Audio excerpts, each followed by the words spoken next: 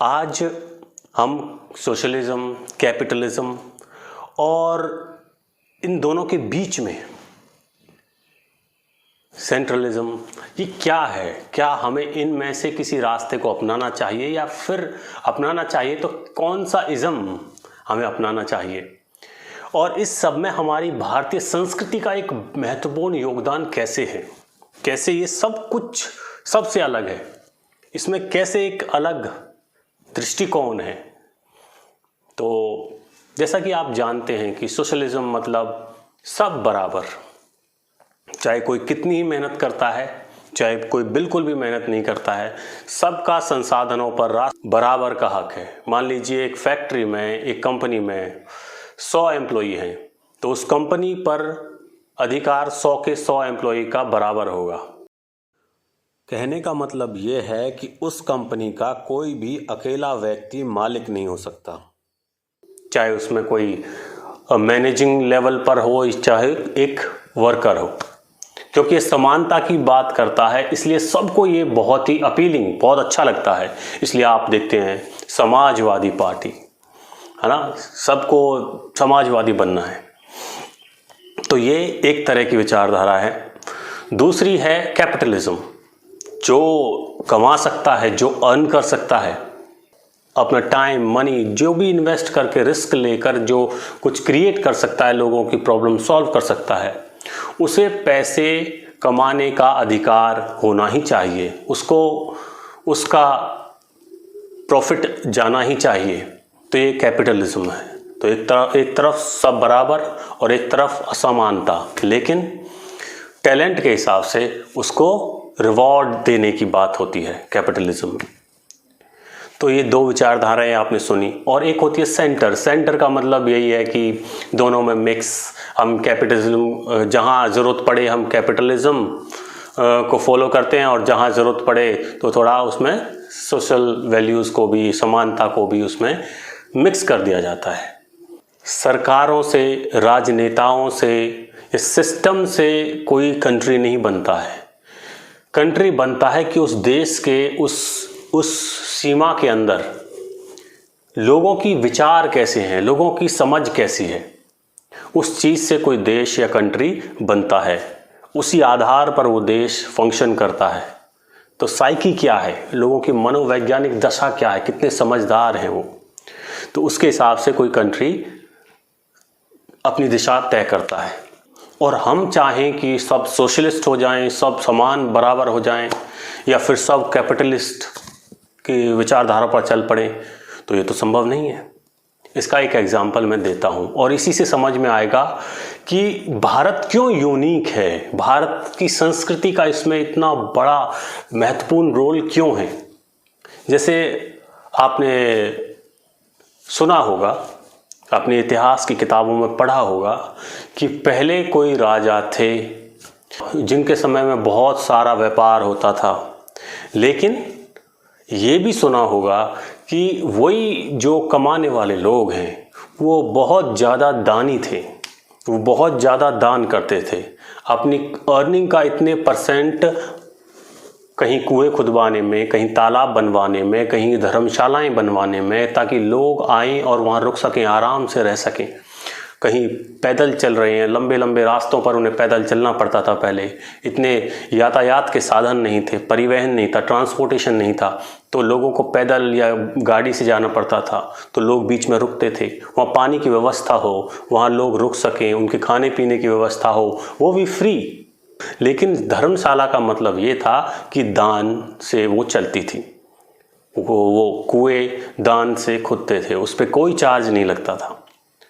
तो ये एक ऐसी संस्कृति हमारे देश में डेवलप हुई, ऐसा कल्चर हमारे देश में डेवलप हुआ कि अगर किसी के पास पैसा आएगा तो इज्जत उसी को दी जाएगी जो लोगों को वापस देगा, खुद वापस देगा, ना कि सरकार उससे टैक्स छीनेगी और फिर कहेगी हम सोशलिस्ट हैं, ये लीजिए, और लोगों में बांट देगी। कैपिटलिस्ट में लोग छीनने लगते हैं और सरकार उन्हीं को पावर देती जाती है जिनके पास पैसा होता है, क्योंकि उन्हें इलेक्शन जीतना होता है। राजनेताओं को इलेक्शन जीतना होता है, इसलिए वो कैपिटलिस्ट को सारे बेनिफिट देते चले जाते हैं और इससे क्या है कि सोसाइटी में डिवाइड पैदा हो जाता है। एक बहुत ज़्यादा अमीर और स्वार्थी, दूसरे बहुत गरीब और मेहनती। और राजनेताओं को पैसा चाहिए इन लोगों को इन्फ्लुएंस करने के लिए, इनको बांटने के लिए, जो अंग्रेजों ने किया था कि इनको बांट दो, इनको पैसे दे दो, इलेक्शन के टाइम पे बांट दो, फेंक दो इनके पास कुछ टुकड़े, फिर ये हमें वोट देंगे, फिर हमें जिता देंगे, ऐसे हम सत्ता में बने रह सकते हैं पैसे के दम पर। तो ये एक मानसिकता है, एक सोशलिस्ट मानसिकता है जो सबको बराबर देखते हैं, लेकिन वहाँ पर ग्रोथ के चांसेस नहीं है, क्योंकि ग्रोथ तब होगी जब आप टैलेंटेड व्यक्ति को, जो एफर्ट, टाइम और अपना पूरी ज़िंदगी को किसी चीज़ के लिए खपाता है, तो उसका रिवॉर्ड मिलना चाहिए। इन दोनों कमियों को दूर करता है हमारा भारतीय कल्चर। तो इसलिए आपको अपने देश में अपनी संस्कृति से जुड़ी आइडियोलॉजी को फॉलो करना चाहिए और हमारी सरकारों को भी इसी को फॉलो करना चाहिए। ना कि किसी ने कुछ विचार फेंक दिया, वो लोगों में बहुत पॉपुलर होगा और उसे उठाकर अपने देश में लगा दिया। पहले ये भी तो देखो कि हमारी संस्कृति क्या कितनी महान है, यहाँ के लोगों का कल्चर कैसा है। यहाँ उस व्यक्ति को महान माना जाता है जो पैसा कमाकर लोगों की भलाई में लगाता है, लोगों के लिए जीता है। वो पैसा इसलिए कमाता है ताकि लोगों की सेवा कर सके, निष्काम कर्म कर सके। पैसे में, बिजनेस से तो वो पैसा कमाता है, लेकिन उस पैसे का, उस प्रॉफिट का उपयोग करता है और दूसरी प्रॉब्लम्स को सॉल्व करने के लिए, लोगों की और दूसरी प्रॉब्लम्स को सॉल्व करने के लिए। तो आप सोचिए, जब समाज के लोग और लोगों का चरित्र ऐसा हो जाएगा कि दूसरे की मदद करनी है और मुझे पैसा इसलिए कमाना है कि दूसरों की मदद कर सकूं, तो यहाँ कभी कैपिटलिज्म आ सकता है? यहाँ डिवाइड बन सकता है अमीर गरीब वाला? क्या यहाँ सोशलिज्म आ सकता है कि बस ग्रोथ भी रुक जाए? तो उसको रिवॉर्ड, उसको इज्जत मिल रही है, समाज उसे इज्जत देता है, और वो कैपिटलिस्ट जिसे हम कहते हैं, या वो बिजनेसमैन जो अपनी अर्निंग को वापस समाज के नीचे वाले लोगों की सुविधा के लिए डिस्ट्रीब्यूट करता रहता है खुद से, किसी सरकार के इंटरफेरेंस के बिना।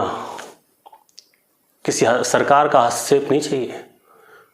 वो आज का जो हमारा भारतीय बिजनेसमैन है, वो सरकार को टैक्स इसलिए नहीं देना चाहता था पहले क्योंकि सरकार लूटती थी, इतने करप्शन होते हैं, तो उसको गारंटी नहीं थी कि ये पैसा वापस जनता के पास जाएगा भी या नहीं, इसलिए वो चोरी करने लगा। बताओ, उसको चोर बना दिया जो एक ईमानदार इंसान था।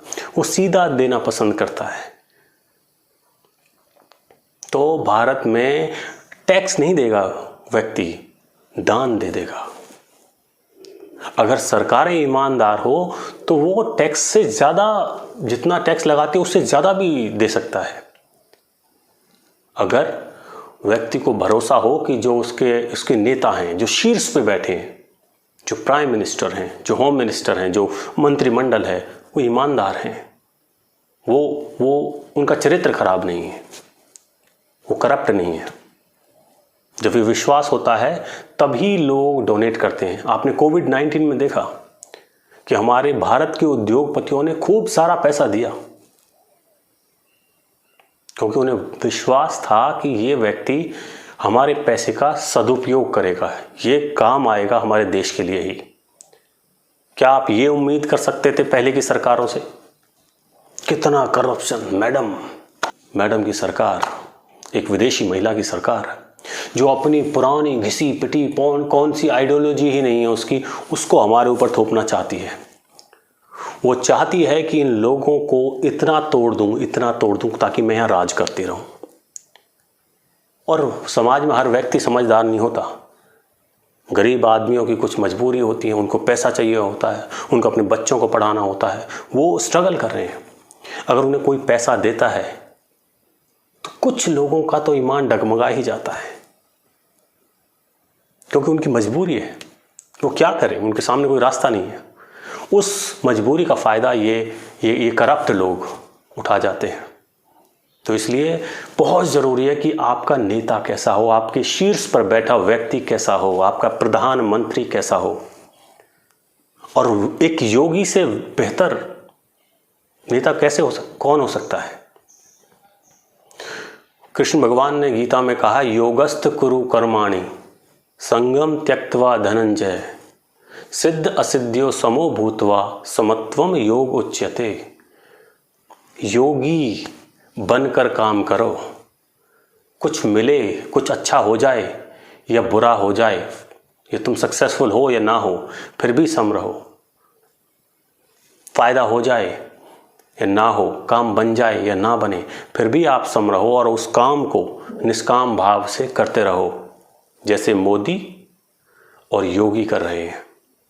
ये सन्यासी लोग हैं, इस व्यवस्था से परेशान थे, जो करप्शन और जो हमारे ऊपर पुरानी घिसी पिटी आइडियोलॉजी थोपी जा रही थी कि तुम सोशलिस्ट बनो। भारत के प्रीएम्बल में, भारत के संविधान में जो ये समाजवादी जैसे शब्द घुसेड़ दिए गए थे हमारे ऊपर थोपने के लिए कि इनको फॉलो ही करना पड़ेगा, इनकी रक्षा करनी पड़ेगी। अरे ये देश तो नेचर से ही समाजवादी है, ये समाज को साथ लेकर चलता है। इसमें किसी सरकार के रूल की ज़रूरत नहीं है, इंटरफियरेंस की। वो हमें बताएंगे कि समाजवादी क्या है, क्या होता है समाज का ख्याल रखना। तो इसलिए मेरे दोस्तों, जो ये लेफ़्ट और राइट का ये जो कॉन्सेप्ट है ना, ये इंडिया में लागू नहीं होता है। ये लागू होता है दूसरे देशों में, जहाँ बहुत ज़्यादा स्वार्थी हैं, वहाँ राइट वाले नहीं आने चाहिए, ठीक है। और जहाँ बहुत ज़्यादा दानी लोग रहते हैं, तो वहाँ राइट लेफ्ट क्या है, जहाँ लोग ही दान करते हैं। किसी और देश में आपने सुना है कि इतना दान होता है? यहाँ मंदिरों में कितना दान करते हैं लोग, किस लिए करते हैं? यहाँ मंदिरों में इसलिए दान करते हैं क्योंकि इस मंदिरों का पैसा फिर किसी गुरुकुल में लगेगा, किसी विश्वविद्यालय में लगेगा, किसी हॉस्पिटल में लगेगा, या फिर आध्यात्मिक विकास के लिए लोगों के लिए लगेगा, उनको फ्री में खाना खिलाने के लिए। पहले मंदिरों में फ्री में खाना खाया जाता था, और अभी भी आप किसी अच्छे सन्यासी के पास जाओगे, आप देखोगे वहाँ भंडारे चलते रहते हैं। गुरुद्वारे में जैसा सेवा भाव है, ऐसा हर मंदिर में था। तो हमें ज़रूरत है अपनी संस्कृति को फॉलो करने की और अपनी संस्कृति को बढ़ाने की। फिर ऐसे लोग पैदा हो जाएंगे जो पैसा कमाएंगे तो दूसरों के लिए, अपना तो जीवन जिएंगे, निष्काम कर्म करेंगे, वो गीता के रास्ते पर चलेंगे। जो व्यक्ति भारतीय संस्कृति पर चलता है तो उसे कृष्ण के रास्ते पर चलना पड़ेगा। भारतीय संस्कृति का रास्ता ही योग का रास्ता है, कृष्ण का रास्ता है। निष्काम कर्म करो, कितना ही पैसा कमाओ, बिजनेस करो, लेकिन अपने लिए नहीं। फालतू आ गया दे दो, फिर करूँगा और दे दो, तो मुझे फ़ायदा क्या हुआ, है ना? आप यही पूछोगे ना, तो मुझे उसका फ़ायदा क्या हुआ, मैं इतना पैसा कमाता हूँ, लोगों में बांट देता हूँ। भारतीय संस्कृति में मोक्ष का सिद्धांत है जो कहीं और नहीं है।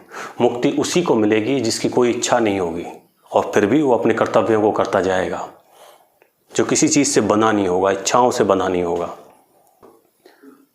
इसीलिए हमें अपने देश का प्रधानमंत्री एक योगी चुनना चाहिए, जो समझ सके कि हमारे कल्चर की वैल्यू क्या है, जो समझ सके हमारे देश के इंटरेस्ट में क्या है, हमारी पावर क्या है, हमारी स्ट्रेंथ क्या है और हमारी वीकनेसेस क्या है।